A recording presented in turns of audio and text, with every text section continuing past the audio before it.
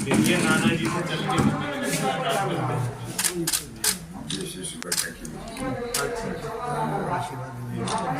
आशीर्वाद थोड़ा सा नंदा जी आशीर्वाद दे दी मुड़ी को। नंदा जी मुड़ी को आशीर्वाद दे दी। आशीर्वाद दे दी आशीर्वाद। हाँ हट जाओ हट जाओ हट जाओ हट जाओ थोड़ा सा रखिए रखिए ना। आप रउआ हाथ रखी। बस हाँ ले ले बाइक ले ले।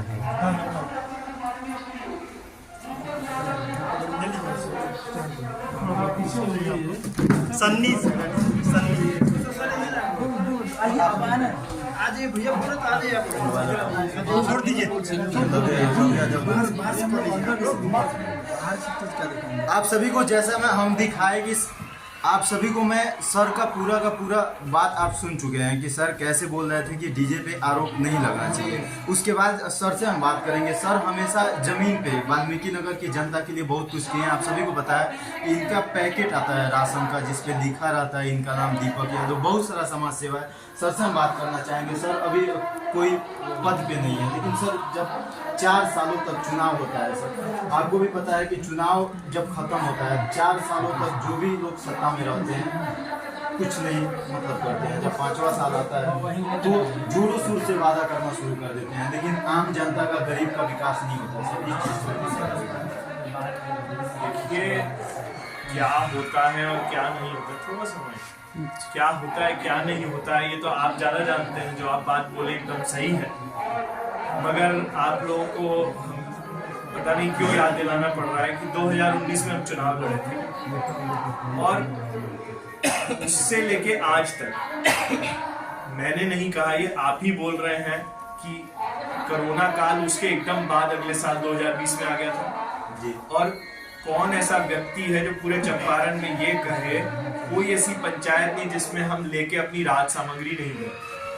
तो आपका कहना कि चुनाव आता है और तब करते हैं चुनाव नहीं होता है तब नहीं करते हैं। 2 लाख परिवारों को पूरे बिहार का सबसे बड़ा निजी कार्यक्रम हमने अपने निजी संपत्ति से कराया। तो 2020 में कौन सा चुनाव हो रहा था 2021 में कौन सा चुनाव था और 2022 में कौन सा चुनाव था। इस साल जनवरी तक हम अपनी राहत सामग्री बांटे और जब ये 2023 और 24 का साल आया जब चुनाव का टाइम है तो हमने एक भी बोरा राहत का नहीं बांटा। सर 1 सेकेंड आप ही की बात का जवाब दे रहा हूँ। तो चुनाव से पहले तो हमने बंद कर दी अपनी राहत सामग्री ताकि कोई ये ना कहे कि चुनाव से पहले राहत सामग्री बांट रहे। तो यहाँ तो उल्टा हो गया।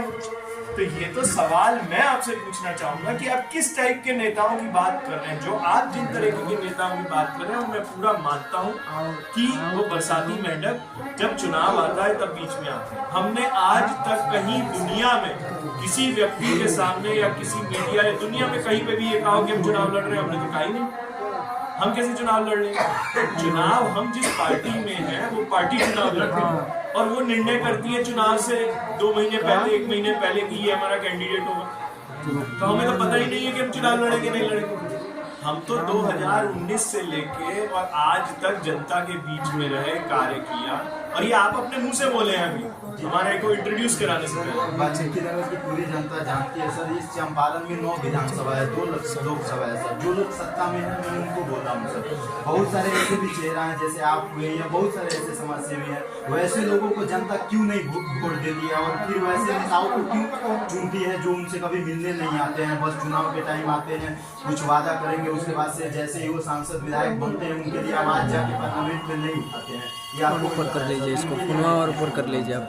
देखिए आप जिन लोगों के लिए पूछे हैं उसका जवाब वही ना लोग देंगे। मेरे को कैसे पता उन लोगों के दिमाग में क्या चलता है। भाई मैं तो बिहार में जब धरती पे आया कोई चुनावी सोच के तो आया नहीं था। मैं तो यहाँ व्यवसायी के रूप में आया था और आज भी मैं एक व्यवसायी हूँ। ठीक है ना।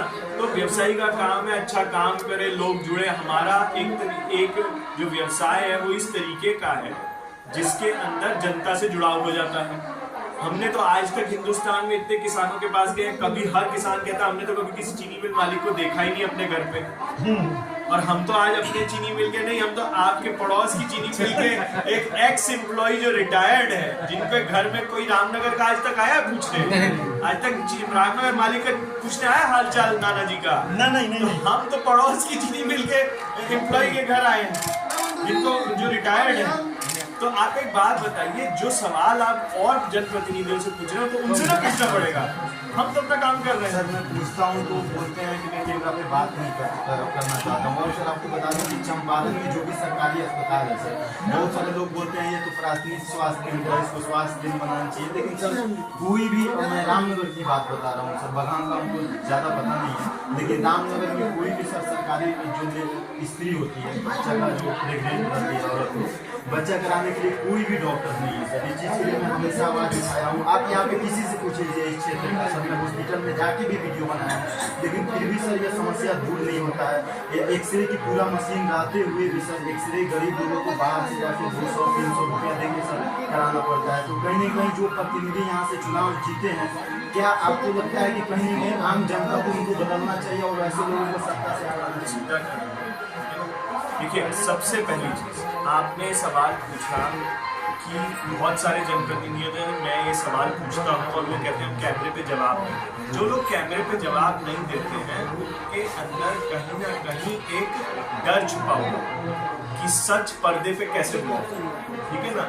तो पर्दे पे जो डरते हैं वही नहीं बोलते हैं, तो वो जाने क्यों नहीं बोलते हैं। हमें से तो आप जो सवाल पूछेगा हम जवाब दे रहे हैं। आपने पूछा कि कैमरे पे क्यों नहीं जा रहे हैं, डर लग रहा होगा, हमें तो कोई डर नहीं है, ठीक है। दूसरी चीज, आप बहुत सारे सवाल पूछ ले रहे हैं कि लाइन में आपने पूछा हॉस्पिटल में जो बच्चे प्रेग्नेंट, जो माताएं प्रेग्नेंट होती हैं, उनके बच्चों के लिए सुविधा नहीं। ये तो पूरे बिहार में मतलब मुझे लगता है 50% से ज़्यादा जगहों पे दिक्कत है।